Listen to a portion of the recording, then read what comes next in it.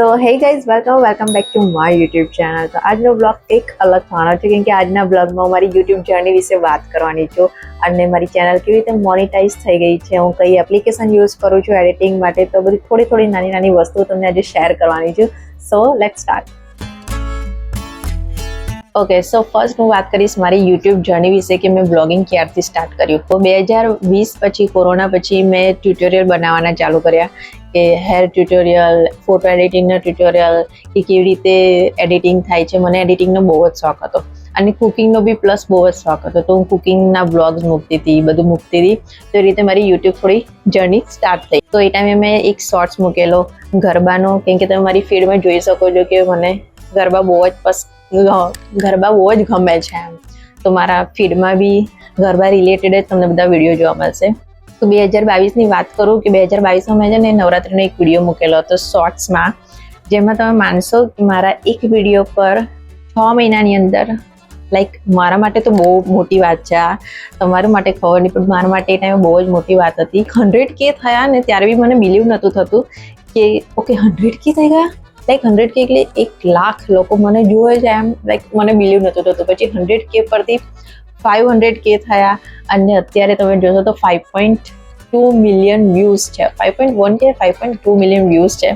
તમે આ જોવો છો, આ શોર્ટ્સ વિડીયો મેં મૂકેલો હતો. તો ત્યારથી મને ખબર પડી અચ્છા ઓકે. પછી મેં ગરબાના વિડીયો મૂકવાના ચાલુ કરે તો 100K, 50K, 1.1 મિલિયન તો એવા વ્યૂઝ આવતા હતા. તો આવી રીતે મારી કંઈક શોર્ટ્સની જર્ની ચાલુ થઈ ગઈ. હું શોર્ટ્સ મૂક્યા કરું. આફ્ટર ડેટ આવે છે મોનિટાઇઝેશન, કે તમારી ચેનલને મોનિટાઇઝ કેવી રીતે કરવું. તો ફર્સ્ટ ટાર્ગેટ આપણો એ હોય છે કે તમારે કમ્પ્લીટ કરવાનો હોય છે 1000 સબસ્ક્રાઈબર. એ ઓલરેડી મારા કમ્પ્લીટ થઈ ગયા હતા અને જ્યારે 1000 સબસ્ક્રાઈબર મારા કમ્પ્લીટ થયા ત્યારે મને એવું ફીલ થતું હતું ઓકે ચલો હવે ઇન્કમ ચાલુ થશે. બટ ઇન્કમ આવા પહેલાં માટે બી 2 ટાર્ગેટ હતા મારી જોડે, જે મને બી આઈડિયા નહોતો તમારી જેમ. લાઈક મારા જેવા બધા બહુ એવા હશે જે લોકોને એકચ્યુઅલમાં યુટ્યુબમાં કઈ પ્રોસેસ ને કયા સ્ટેપ હોય છે એ બિલકુલ બી આઈડિયા નથી હોતી. તો હું બી ઓનલાઈન જોઈને જ શીખી છું. તો આઈ હોપ કે તમને આ વિડીયો જોઈને થોડી ઘણી પ્રોસેસ ખબર પડતી હશે. ઓકે, તો 1000 સબસ્ક્રાઈબર મારા કમ્પ્લીટ થઈ ગયા હતા. અગેન મારી જોડે હતા 2 ટાર્ગેટ. એક હતો કે 4000 પબ્લિક અવર્સ મારે કમ્પ્લીટ કરવાના હતા, જે લોંગ ટર્મ વિડીયો બનાવે છે, અને જે શોર્ટ્સ વિડીયો બનાવે છે એ લોકો માટે હતા 10 મિલિયન વ્યૂઝ ઇન 90 ડેઝ. તો હું શોર્ટ્સ બનાવતી હતી, હું લોંગ ટર્મ વિડીયો બનાવતી જ નથી. તો મારા માટે હતું કે 10 મિલિયન વ્યૂઝ કમ્પ્લીટ કરવાના છે ઇન 90 ડેઝ. તો મને એવું લાગ્યું ઓકે 90 ડેઝ છે તો થઈ જશે કમ્પ્લીટ. બટ મને એ નથી ખબર કે જે આપણા 90 ડેઝમાં 10 મિલિયન વ્યૂઝ કમ્પ્લીટ કરવાના હોય છે અને મારે જે લાસ્ટ જે આટલા બધા વ્યૂઝ આવેલા હતા 5.1 મિલિયન, 1 મિલિયન કે તમે કોઈ બી વ્યૂઝ ગણી લો, એ 90 ડેઝ પછી કાઉન્ટ નહીં થાય. હું ઓલરેડી 7-8 મિલિયન લગીન પહોંચી ગઈ હતી, બટ કોઈ કારણોસર હું વચ્ચે ઇનએક્ટિવ થઈ ગઈ હતી. તો એ 90 ડેઝમાં જેટલા બી મારા વ્યૂઝ થયા હતા, લાઈક 7-8 મિલિયન જે થઈ ગયા હતા, એ બધા ડાઉન થઈ ગયા અને હું આવી ગઈ 2 મિલિયન પર. તો આઈ વોઝ લાઈક કે આ શું થયું, કેમ કે મને ખબર જ નથી કે તમારા 90 ડેઝની અંદર જ અગેન હું 0 પર આવી ગઈ. તો મારે પાછી મહેનત કરવી પડશે, કેમ કે તમારા લાઈક તમે આટલું બધું અચીવ કરો ને પછી તમે ઉપરથી નીચે આવી જાઓ તો ઓફકોર્સ તમને થોડુંક બેડ ફીલ થાય. તો મારી જોડે બી એવું કંઈક થયું હતું.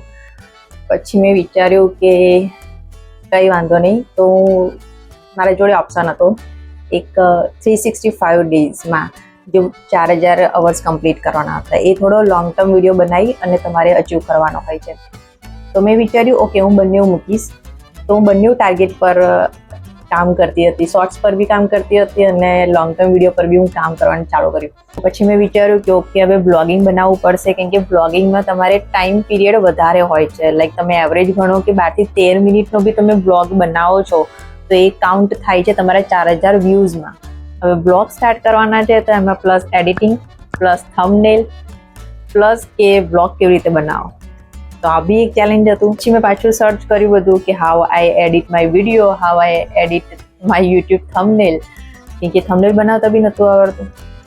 તો એ બધું બી હું જાતે જ શીખી છું. અને હું તમને કહું કે હું એપ્લિકેશન છે જેમાંથી યુટ્યુબ વિડીયો મારા એડિટ કરું છું, જે ઇનશોર્ટ છે અને VN છે, તો એમાંથી હું મારા વિડીયોઝ જાતે ખુદ એડિટ કરું છું અને અપલોડ કરું છું. તો વાત આવી ગઈ છે મોનેટાઇઝેશનની, કે મારી ચેનલ ક્યારે મોનેટાઇઝ થઈ જાય. તો મારી ચેનલ મોનેટાઇઝ થઈ ગયેલી 2024માં નવરાત્રિના ખતમ થયા તરત જ દશેરાના દિવસે મારી ચેનલ મોનેટાઇઝ થઈ ગઈ.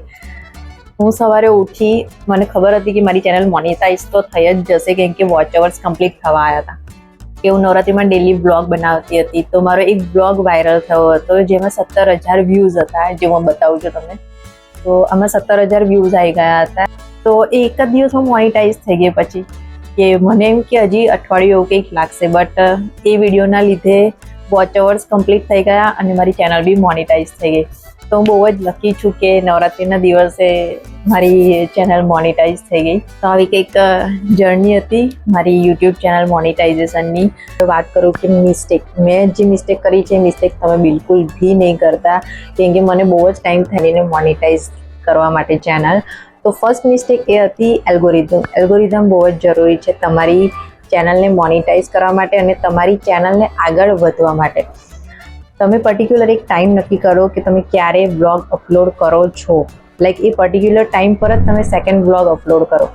મેં બધા બહુ મોટા યુટ્યુબરને ને બધાને જોયા છે કે લાઈક એ લોકોની એક પર્ટિક્યુલર ટાઈમ હોય છે બ્લોગ અપલોડ કરવાનું. જેમ તમે ઇન્સ્ટાગ્રામ પર રીલ અપલોડ કરો છો તો કોઈનો ટાઈમ પર્ટિક્યુલર હોય છે, એવી રીતે બ્લોગ્સમાં બી એવું હોય છે કે તમે કોઈ એક ટાઈમ નક્કી કરો અને એ ટાઈમ પર જ તમે બ્લોગ અપલોડ કરો. તો એનાથી બી બહુ બેનિફિટ્સ હોય છે કે તમારી ચેનલને ગ્રોથ કરવા માટે અને નવી ઓડિયન્સ વ્યૂઝ આવવા માટે બી બહુ જ બેનિફિટ્સ હોય છે. સેકન્ડ મિસ્ટેક કન્સિસ્ટન્સી બહુ જ જરૂરી છે તમારી ચેનલને. તમે આજે બ્લોગ મૂક્યો, 5 દિવસ પછી એક બ્લોગ મૂકો, 10 દિવસ પછી એક બ્લોગ મૂકો, એ કોઈ મતલબ નથી બ્લોગ મૂકવાનો. તમે વીકમાં 3 થી 4 તમે બ્લોગ મૂકો, એક શોર્ટ્સ મૂકો કે લોંગ ટર્મ વિડીયો મૂકો, કોઈ બી વિડીયો મૂકો, બટ તમે વીકમાં 3 વિડીયો તો મૂકી જ શકો છો. તો મિસ્ટેક નંબર 3 કે થંબનેલ એક એવી વસ્તુ છે કે લાઈક થંબનેલ તમે એવું બનાવો કે લોકો જોઈને એમ એકવાર તો આમ બ્લોગને ક્લિક કરે છે, કે બહુ અટ્રેક્ટિવ બનાવો કે તમારા બ્લોગની અંદર તમે શું બતાવવા માંગો છો એમ. તો એવી ક્રિએટિવિટી લાવીને કંઈક થંબનેલ એવી રીતે બનાવો. મારા લાસ્ટ તમે બ્લોગમાં જોતા હશો કે હું થંબનેલ ઉપર બહુ વધારે ફોકસ કરું છું, કેમ કે થંબનેલ એક એવી વસ્તુ છે કે એ જોઈને જ તમારી પેજ ઓપન થાય છે તમારા બ્લોગનું. તો એ બહુ જ જરૂરી છે કે તમે થંબનેલ સારું બનાવો. તો આ હતી મારી મેઇન 3 મિસ્ટેક જે હું ઈચ્છતી હતી કે જે નવા બ્લોગર બનવા માંગે છે, કે જે પોતાની યુટ્યુબ ચેનલ ઓપન કરવા માંગે છે, તો એ 3 મિસ્ટેક બિલકુલ બી નહીં કરતા. કેમ કે તમે જોવો છો કે મારી આ 3 મિસ્ટેકથી મારી ચેનલ બહુ લેટ મોનેટાઇઝ થઈ છે.